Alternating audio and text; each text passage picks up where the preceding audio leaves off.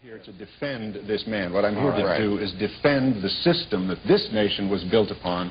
And this nation was not built upon This nation was built upon commercials, and I have to take on a system like that.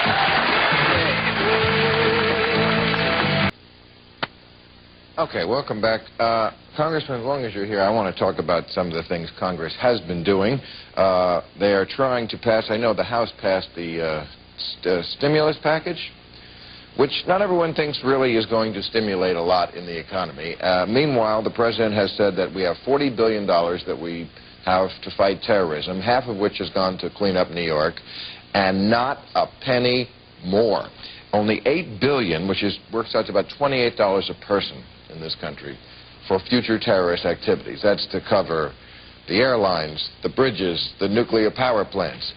I don't get what our government is doing, and apparently either does Senator John McCain, and he wrote this article Friday in the Washington Post, and I understood why I backed him for president when I read this. He says, to special pleaders on the Potomac, patriotism is just another word for war profiteering. From targeted tax cuts that have no stimulative effect, every special deal cut for the few at the expense of the many has a lobbyist waving old glory while he loots the treasury.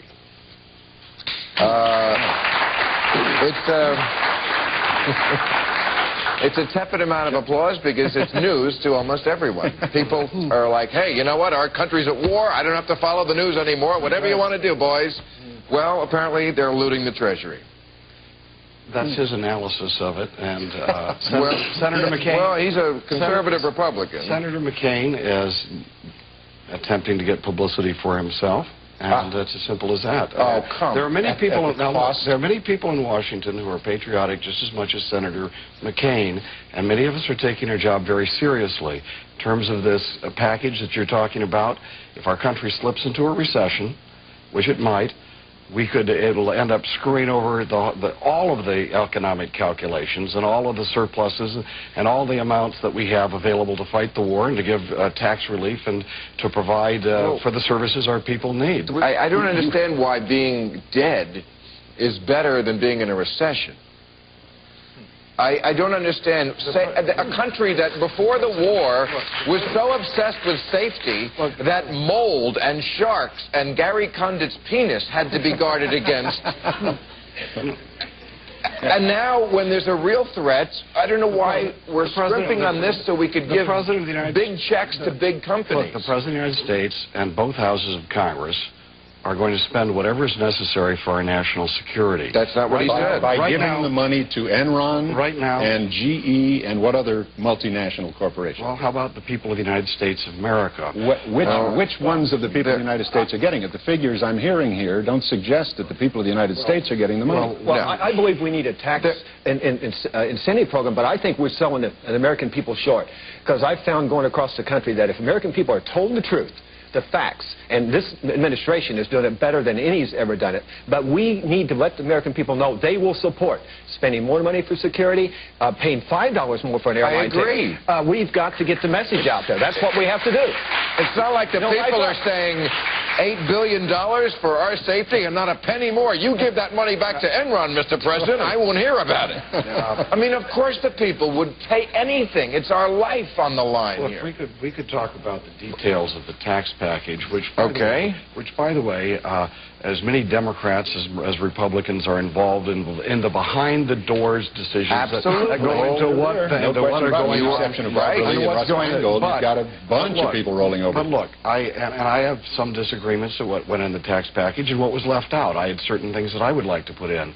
All I know is that those people who are making those decisions, you'd like to vilify them or make fun of them or make people laugh at them. Right now, they know in Washington, D.C., that we're in a crisis, we are in a war, and they are trying to do their very best job. Now, these are the same people who have known in Washington, D.C. that there are people living on the streets for 10, 11 days, that people have been without medical insurance, people have been without all the things they've been without for all these years and have been unable to deal with whether or not that's a difference. Well, of course it is, but it's the same blindness I'm suggesting. But you said the people know. How come the Senate voted 100 to nothing on something the House was pretty much evenly divided on? The Senate voted 100 to nothing for the airline security thing.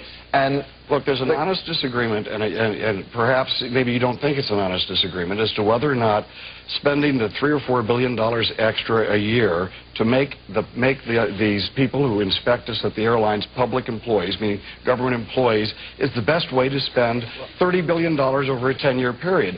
I, for example, don't think that's the best way to do it. I think we'd rather have that money spent on devising technology that we could then use to inspect baggage or inspect containers and things such as that, rather than making federal employees out of all of these people who work at the airports. This is a national security area, not a private sector. I'm the biggest private sector guy in the world. I keep government out of our lives. But this is a problem at the airport, and the screening is a tip of the iceberg. This is camouflaging the whole problem with airport security. It has to be a federal police force for the whole airport, or we're not going to fix this problem. Another big government program. No, it's a police force. I think it is. It's a police. I agree with you. It is another. Yeah, I know you're being facetious. I am indeed. Look, how many airplanes were hijacked? The use of government. How many airplanes were hijacked? Safety for the people of the United States. How many airplanes were hijacked before 9/11? Very few. I think in the last decade, I don't know if there was one. Right. After 9/11, I don't think there are going to be others because our consciousness has now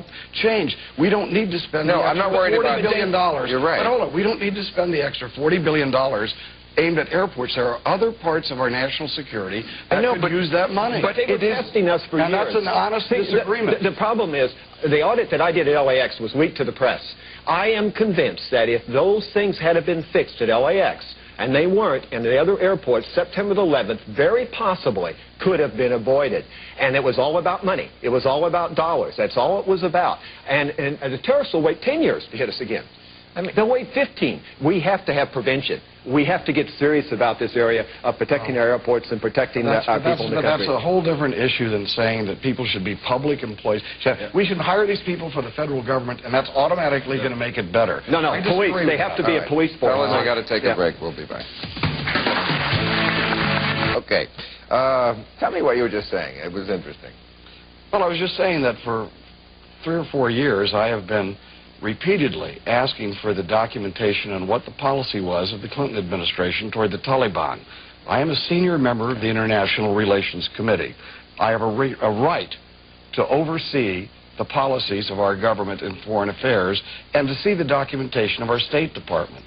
For 3 years, Madeleine Albright and all the rest of them stonewalled my request, even though I was joined by the chairman of the International Relations Committee. Why? Because we had a covert policy. The Taliban were created. Most people think the Taliban is a religion from Afghanistan. No. It is something that was created in Pakistan in 1994 by the Pacs and the Saudis. So tell me why the Clintons Because are evil. the Clinton administration has been in I know they're evil. from day one. That penis. That penis. I was requesting this information for 3 years. Look. Never got one news story on it. Oh, my and the God. fact is the Clinton administration had a covert policy. The Clinton administration is responsible for the Taliban. Is that the idea? Yes, it is. Oh, my God. Now, you ought to be ashamed of yourself. I have to tell you. I mean, that's just a foolish thing to say. Now, why do you say the that? CIA, if anything, is responsible for the Taliban. And who appointed the director of the CIA?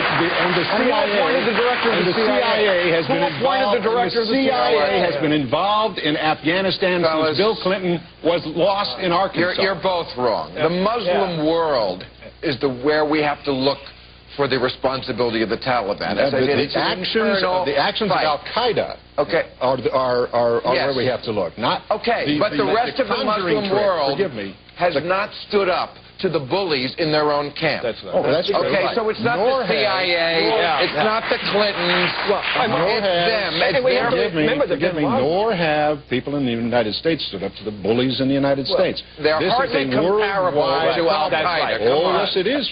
You've got to be kidding. Bill, look, of course this action was a terrible, hideous, criminal act, and we have to condemn it, and we have to go after the people who perpetrated it, and we have to do it in a manner consistent with our ideals. To throw everything out the window because these guys did a terrible thing makes us no better than they are. That's a good point. I have to take a break. I'm sorry.